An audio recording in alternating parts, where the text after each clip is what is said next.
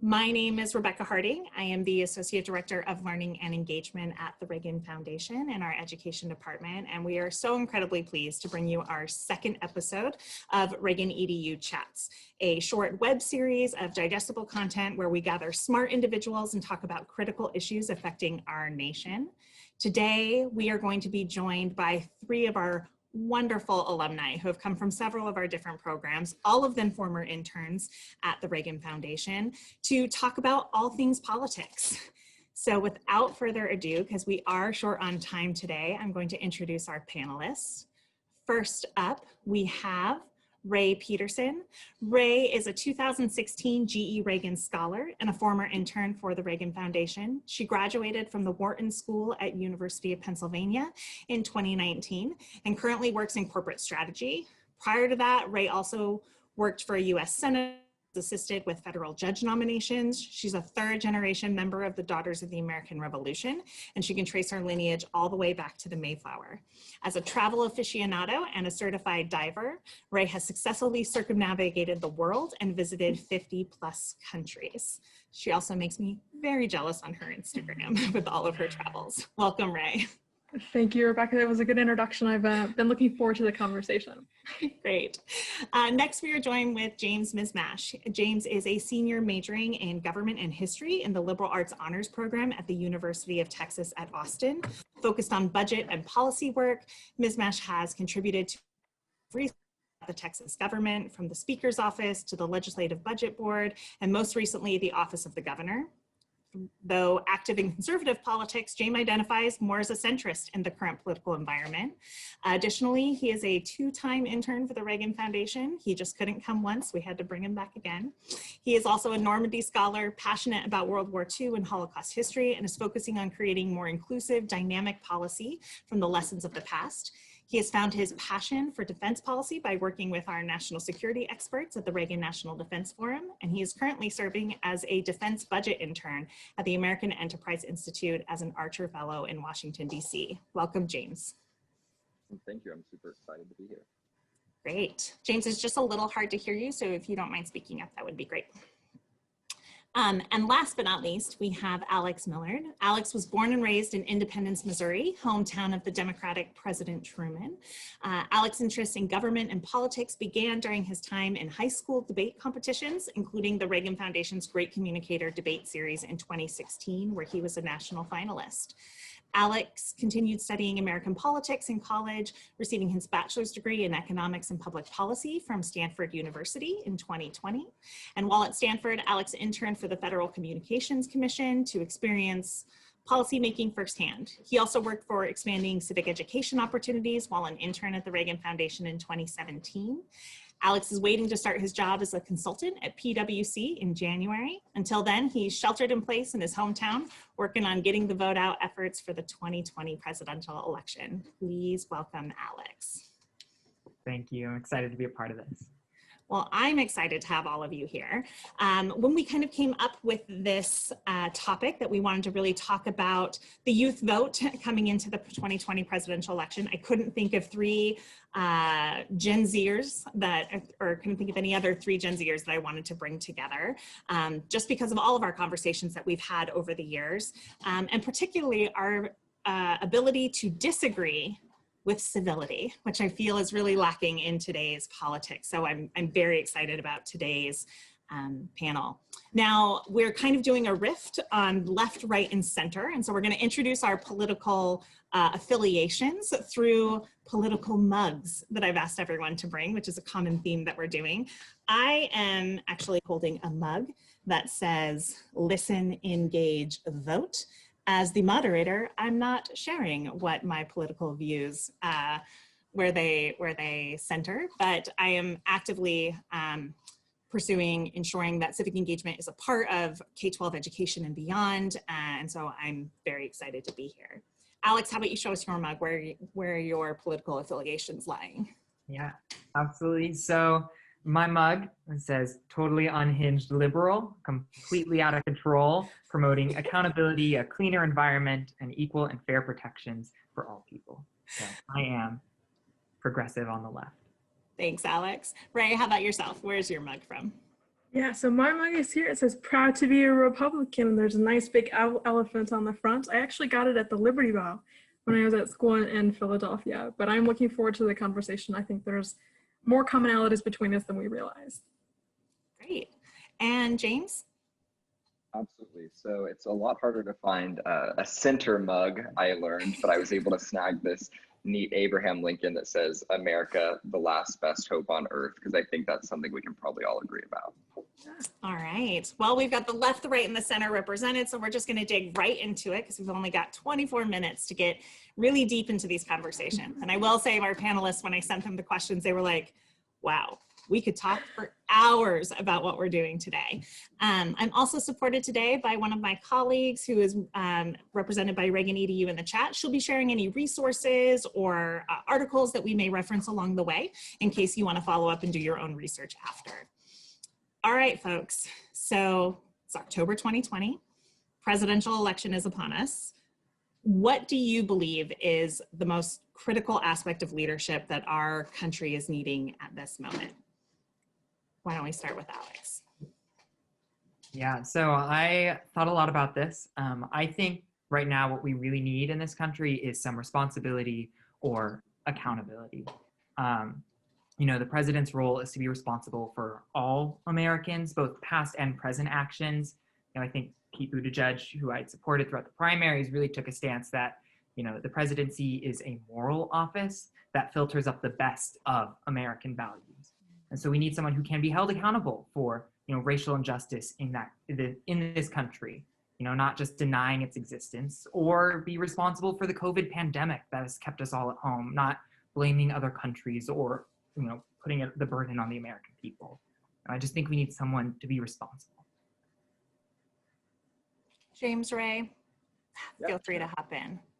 You know, I would definitely agree with accountability and responsibility too. But the two things that I hammered down was a sense of a sense of decency and trust. So I think both of those really tie into stability that we're yearning for right now in the country, being able to know that when we go to sleep at night, we're going to wake up with a leader who had the same opinions as the day before, or at least is evolving with educated thoughts and educated beliefs and letting the public know where his decisions are coming from.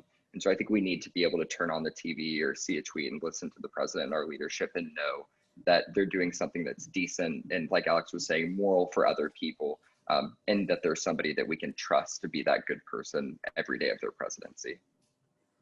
Yeah, I agree. That's a really eloquent way of putting it, James. I think one thing just to add on to that, I would say I think there are sort of two pandemics going on in the country right now. I think there's COVID, but I think the more subtle one is sort of fear a little bit.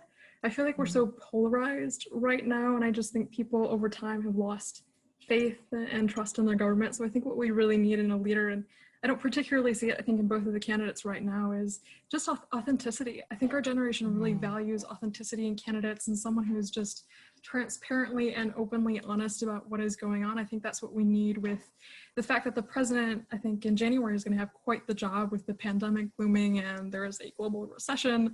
There is a trade war that is heating up. We need someone who is open, honest, and willing to be authentic. I think what's really interesting about what all three of you brought to the table were values, right? We need a president who has a strong foundation in morality and really sticks to their values. And I think that that's the way in which we look to leadership, right? We want someone who has strong values and who relies on those values during tough times, during good times, to give us that consistency and stability as we move forward. What's really interesting is not just, this election isn't just going to affect America, it's also going to affect the world. You know, for the past 100 years, beginning with Wilson, the United States has been a major global player under the banner of making the world safe for democracy. So thinking about that in international leadership, what do you believe is our current position in international leadership, and is it working? Yeah, I can go first on that one. I think it's first to notice like the good things about our global position. We're still a world power. We're still respected. We have a military that's stronger than any other country in the world. And we're actively contributing to that military in our diplomacy efforts in a way that keeps us in that position. But where we're lacking is in the mark for global leadership in rules-based order. That's something that I really respected in President Obama's administration, is the dedication to rules-based order and understanding the need for allies when we're confronting our adversaries like Russia and China. And right now you see us pulling out of things like the Paris Climate Accord rather than proposing changes and working to improve that with the global community. We're withdrawing from those and kind of alienating our allies. So again, it goes back to that sense of stability. But I would say those are the main things that I have noticed. And just like our human rights efforts, we can practice those and use those domestically. But if we see ourselves as a world power, we're not doing everything we can to empower the world to be human rights leaders. And I think we're really missing the mark there. Yeah, I would add on to that, I think, to what James said. And, we sort of ebb and flow through periods of protectionism versus a more dominant and global role as the hegemony. But I would say, I think this era of protectionism that I think we are firmly in, and COVID has definitely placed us in that, it sort of started back, I think, in the early 2000s with the war on terrorism, when people started really questioning the financial and military cost of our role on the world stage. And it wasn't entirely clear to a lot of Americans, like, why we got involved in the Middle East. And I think that's when it really started. But then it got worse, I think, as the 2008 recession came, and especially with COVID, when like we are so reliant on each other for different needs and for trade. And like, I think COVID just brought to light some of the national security issues of like, we are reliant on China for shipping masks here. And that is something that I think right now it became a very political matter, and it didn't have to be. What I would say though, like, I don't think that like our commitment that we should be the hegemony has gone away. I think what has changed is that we don't have a clear strategy, like James, what you were talking about. We just don't have a very clear strategy in the past few administrations, I feel like, in terms of foreign policy. And I think that we need that clear strategy. We need a leader that can bring us together with the different global institutions and our different allies. And that's in a couple of different ways. I think one is, military. We really need to recognize the value of NATO and our ability to build up sort of alliances and partnerships in Asia with the rise of China. Two, I think it's being a peacekeeper and being a very good negotiator on the world stage. We've sort of lost a little bit of that aspect. And it just hasn't, I don't think the current administration has been super efficient in the way that we do it. They've had a few wins, but they haven't been super efficient. And three, I do think we need active participation in some of those global institutions, the WTO, the World Bank, the IMF. Like, we do play a really big role there, especially for, I think, economic freedom. And as a conservative, I think that's something, low barriers to trade are so important to lifting everyone up. Yeah, I think it's really interesting, Rae, that you had brought up the war on terror and it showing, our position in this, because I think, back in the 40s and 50s, America was really involved through the CIA in overturning regimes and implanting them. And while I don't think that is a democratic approach to bring about democracy personally, it was us engaging and trying to advance democracy. And when we did that in other nations, we had to hold ourselves to that same standard. We had to uphold the same democratic ideals that we wanted other countries to follow. And I think right now, that's not where we're at. The Freedom House has dropped our rating as a democratic nation. We're seeing voter suppression efforts rising out of the South. We are seeing gerrymandering. We have a president who is refusing to cede the election if he loses. And while there may be issues that arise, it's a bit concerning. And it's very hard for us to be a global leader in democracy first, but let alone anything else when, our own nation is questioning those foundations here at home. And I think it's interesting that now my stance as a liberal is very much leaning towards this America First idea. But I do think we've got a lot of problems here that we have to fix, whether it be COVID, race, or democratic institutions, before we can really reclaim that role of standing up for other countries and saying, this is a better way to make your country better, and let us show you how you can be better. To Alex's, oh, sorry, James. To Alex's point about voter suppression, it's really interesting that the Carter Center, our friends in the Presidential Library Center, have actually launched their first investigation into voter suppression and the state of democracy in the United States for the first time, as they're really starting to take a litmus test of how healthy our democracy is. So for our viewers, check that out if you're interested. To you, James. Yeah, what I want to say, and I agree with, or I acknowledge Alex's point that I think it's important that we take care of our domestic problems But one thing that I've really been reflecting on is the fact that our ability to have these protests and to have questions about our government's power and to reclaim things that we think and redo things in the government that we think are messed up, whether that be healthcare or immigration, speaks to the power of democracy and the freedoms that we have as American citizens. So to me, the danger of America First lies in kind of like hiding these and like making sure we're only working on ourselves when we could be using and elevating these issues and our ability to speak out freely to show other people that democracy does provide equal rights. Even if we're still working on it, it's a work in progress, and that's what democracy is, and we're a test of the success of what that work looks like, and we should be out on the international stage helping people to get those rights too. Yeah, I think one really illuminating example of that, James, at least in the past few years, has been, historically we've had really strong bipartisan support for our role on the world stage, but especially with, I think, the issue in Hong Kong. We saw really strong bipartisan support. I think senators on both sides of the aisle really wanted the US and I think President Trump to engage on, the rights and the freedoms for people in Hong Kong.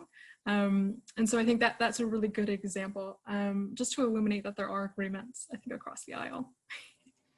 Well, it's a really good segue for us to maybe talk about an agreement that currently doesn't have consistency across the aisle. In 2016, Republican senators chose not to give a confirmation hearing to Judge Garland, saying that the American people should have a say in who appoints the next Supreme Court justice in an election year. And here we are 4 years later, and just a few weeks ago, our country lost a personal hero of mine, Justice Ruth Bader Ginsburg, to her fight with cancer with only 45 days before the election. And currently, senators are holding confirmation hearings. So I want to kind of go back to that values-based approach that we were taking earlier. We need the leaders in our country, both statesmen and women, to hold values. So how do we hold the Senate accountable? Should the Senate wait until after the election to move forward with her replacement? And even though it might not look like that's going to happen, I want us to kind of pull it back and have that debate. Should the Senate have waited and followed through with a lot of the words and rhetoric that they were saying in 2016?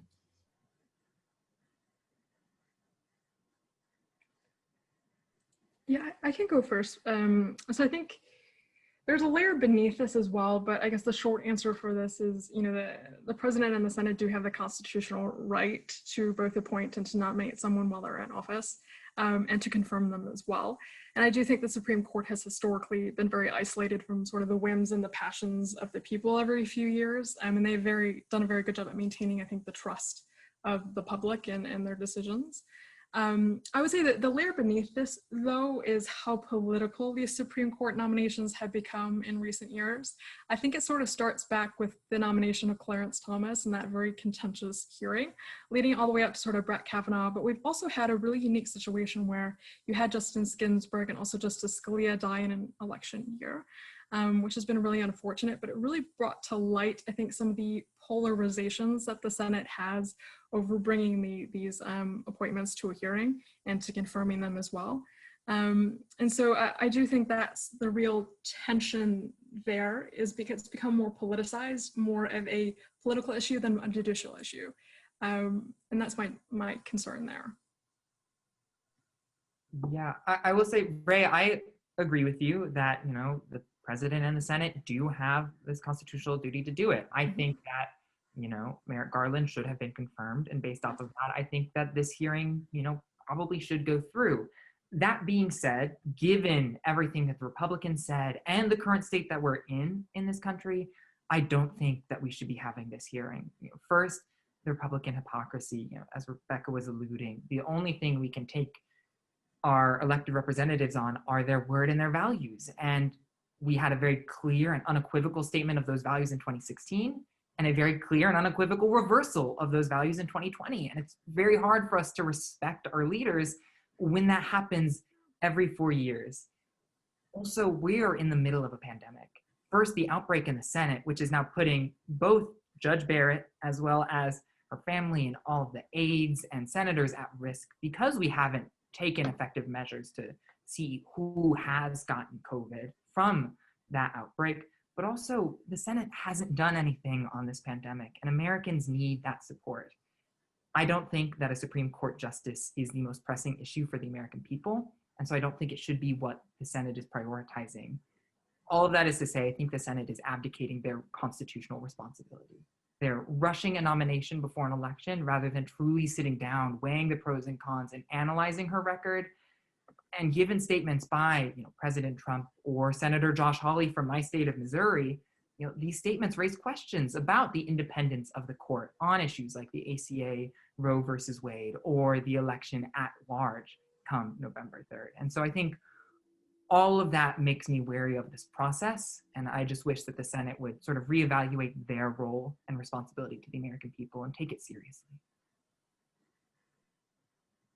I could probably echo pretty much Alex's first little part where he was talking about and also Rae having the constitutional duty to nominate and approve these justices. So I completely agree that the Republicans are being, hypocrites in this scenario. And it's a terrible thing. I wish Merrick Garland could have had a proper hearing and been confirmed. And I wish the same now for President Trump's nominee too, just because the president, people are saying we need to wait for the election so that the American people can speak. And whether we like it or not, in 2016, the American people selected that for 4 years, President Donald Trump would have the power to nominate and the Senate would have the power to confirm that justice. And so I feel like it is kind of cutting the president's duties out from under him. And despite it being hypocrisy, it's a return to the normal that I wish we would have. And that is that a president's actions last for the 4 years of their term. And we don't kind of let, the last year of every presidency become this lame duck session, because it shouldn't be, whether it's their first or second term. And just to weigh a few other things that I've heard, I think the idea of not being able to trust what the senators are saying and their hypocrisy is less of an issue for the process and for the judges and more on us as voters. So if we're mad about them for being hypocrites or that they're asking questions or rushing the process, that's not the potential justice's fault or the president's fault. That's our fault for electing senators that act that way. And so I wouldn't want to ask the senators or Amy Coney Barrett or any nominee to be on pause because we elected people we can't trust, because that's our own responsibility. Well, that, again, perfect segue. Thank you very much as we kind of shift, because what I want to really get into is party politics, which is kind of what we're seeing play out, right? The practice of political parties' influence on legislating and leading our country. And, given the state of what we are currently operating within and kind of hearing all of your contributions thus far and kind of what research is showing, this is just a curiosity question. Is there a place for Gen Z voters within these parties for them to adopt that persona and really move it forward? Would love to hear your thoughts. And I want to start with Rae. Yeah, no, it's a really good question. And I think for both parties, but I can speak to the Republican side as well, there's sort of a chasm forming in each of these parties in a way. We are becoming even more divided, not just apart the two parties, but even within the parties. I think you're starting to see people move to the ends of the spectrum, and then there's the people right in the middle. And I think part of the reason for this is because the parties aren't really effectively communicating to Gen Z voters and to young voters. And I can especially attest, I think, to the Republican side, where it tends to be a little bit more of an older, higher educated, higher income brackets that tend to identify with the conservative side. So I think I'm seeing sort of an evolution of party politics, and I think that needs to happen in order to get younger people involved in the conversation and invested in the issues that we're going over. But it is concerning, I think, from the sense that fewer people, I think, in our generation identify with a political party than any other generation out there. I think part of that goes back to if you think about it, millennials are people born after 1996. Well, what happened after 1996? There was 2 recessions. There was a war on terrorism. There was 9/11. Like, all of these very political issues that have come up in our lifetime, I think is really affecting how we identify with the parties. And it's just become such a dynamic issue, I feel like, especially now as things just get more polarized. Yeah, I agree with Rae. I think I'm going to answer first kind of the question of like my generation's activism. I think we're certainly, despite having partisan tendencies, very politically active and motivated to be activists. One of my favorite quotes is by Madison, and it says, "Passion never fails to wrest the scepter from reason." And I think we are a very passionate group of people, but with that, often our generation, kind of with social media and other things, fails to look at the reason for the things we're doing and the why people have acted the way they have in the past, and feel alienated by parties because they don't look at kind of like the way these parties have been formed and look at the place that's made in those. So I think there's certainly a place for us in these parties, but the room isn't being made by the older members of those parties. So for me personally, I would traditionally identify as a Republican, but right now, like I said in the bio, like I feel more of a centrist because I don't think that the Republican Party is exhibiting human rights and certain aspects of decency, and with our leader being Donald Trump, that being an issue. And so I think they're not making the room for us, but we certainly have a place at the table, and we have the voice that could be active within those parties. Yeah, I think what's interesting to that activism and engagement point is that, thinking on it, we were raised being told, America is a land of opportunity. You can do whatever you want. And as Rae pointed out, we've gone through multiple recessions. We're seeing now the true effects of like racial inequality and, income inequality, all of which is really questioning that belief in the system. And I think, thankfully for our generation, it's turning into action. But, as everyone said, there's no real place for us in the parties. From my view, I don't think the two-party system works. I wish we didn't have first past the post politics, and I wish we had a multi-party system. Because, you've got people who maybe, really agree with several left ideas, but some right ideas. Or like me, I really tend toward progressive politics, but the Democratic Party is kind of held more what I would call centrist politics right now, given the state. And so I don't think the parties really represent us. And I think that is a concern for Gen Z right now, because we see as people start to affiliate with parties, their values start to shift, or they sacrifice some values to align with the party at large. And I don't want to see the passion that James was talking about get lost to party politics for another generation. I want us to be a change and demand that our values get represented, not the party that closest represents us. Alex, I love that sentiment as well, because not many people know that the founding fathers were actually against political parties for these particular reason, is that once you start grouping individuals under a common banner, it becomes divisive and it doesn't represent, the vast diversity that we have moving forward.